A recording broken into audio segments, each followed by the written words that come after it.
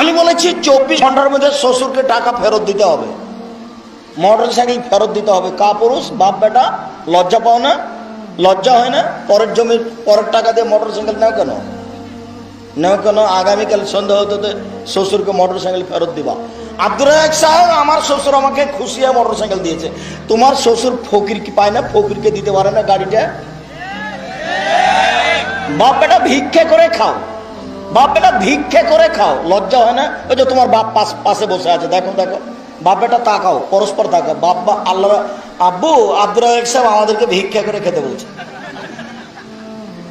আমি লজ্জা দিতে চাইনি, আমি মিথ্যা কথা বলিনি। আপনি টাকা নিলেন কেন? আমি ভিক্ষা করতে বলিনি। ভিক্ষা করব কেন?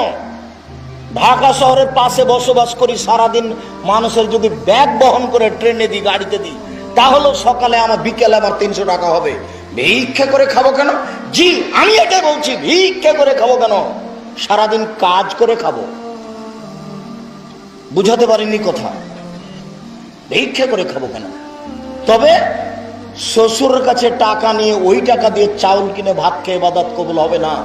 ভিক্ষা করা টাকা দিয়ে চাউল কিনে ভাত খেয়ে ইবাদত কবুল হবে। 20 বছর থেকে বলে আসছি, দেখি কোন মায়ের বেটা কথা এভাবে উল্টে ধরতে পারে।